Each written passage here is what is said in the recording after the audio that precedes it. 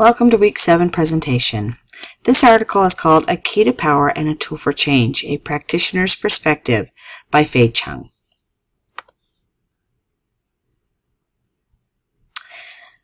The issue that Ms. Chung brings up is regarding schools and countries in political conflict. Political conflict can be imposed by force, violence, persuasion, and/or education. Force and violence lead to massive death tolls and movements of populations. Educational institutions are usually considered a key factor in obtaining power, and later in the presentation we'll talk about that. This article deals with the question, why do schools play a critical role in political conflict?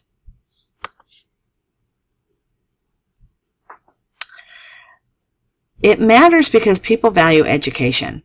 You talk to anyone, and when they discuss education, they all know that education is important, and that they want all their children to be educated. They want all their people to be educated. It is a huge issue. Schools are the battlegrounds for the hearts and minds of the next generation. It's where our youth are, and it's where they are learning to think outside the box and gaining global perspectives. So that's where usually political battles begin. Schools play an important part in socializing youth in national, community, and religious values. Schools can challenge dominant forms of socialization and can bring about change in worldviews and values.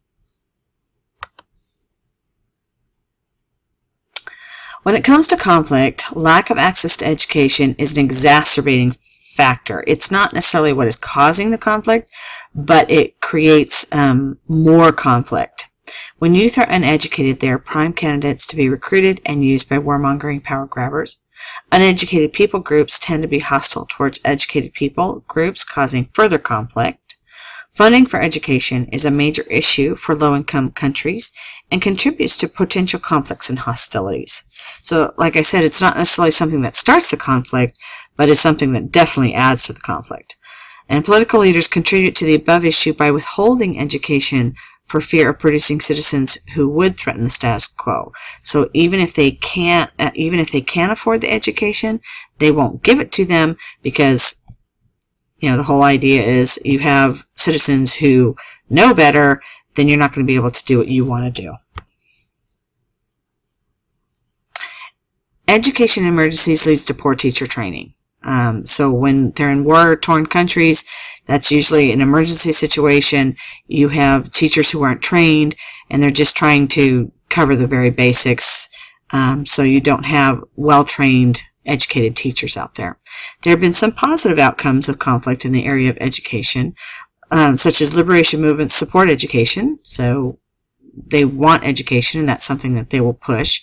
Lack of permanent buildings in areas of conflict have produced a healthy emphasis on the type of learning rather than the construction of buildings. So they go into more technological types of learning, which is a good thing. Establishing learning systems in refugee camps allows for the establishment of policies after independence. So they establish the systems while all their people are kind of hiding out, and then once they gain independence, they already have the system up and running and can implement it. Education needs to be seen as a way of resolving problems faced by countries. Education is a way of empowering people against the violence of others competing for political power. Education is a way in which people can gain control over their lives again. They feel out of control, especially in war-torn countries, and if you give them some education, they feel like they can take control of their lives all over again and make a difference. Understanding the global application of education is important so that we can understand the struggles of other countries. Sometimes we just take it for granted that everybody has the same kind of systems or opportunities that we do, and that just isn't the case. Low-income countries and war-torn countries need good educational systems to provide a future and a hope for their people. Education helps open the doors for these people, and without it, they are subject to anybody who comes in to take control.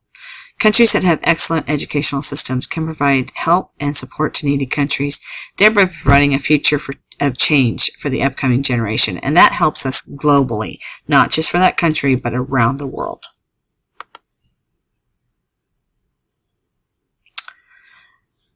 Having a global viewpoint on education is beneficial for everyone. It provides understanding of other countries and their problems. It provides compassion for those issues, and it provides opportunity for us to help them. Understanding how education can provide hope and change to war-torn countries will initiate action. To change the way a violent regime is behaving, youth need to be educated. That's where it starts, with knowledge. Education provides courage and power to make the changes necessary to free a country from tyrants. The research provided in this short article has been eye-opening and informative regarding how education can be a catalyst for change in countries that are wrought with violence and war. And that ends my presentation. I hope you enjoyed it.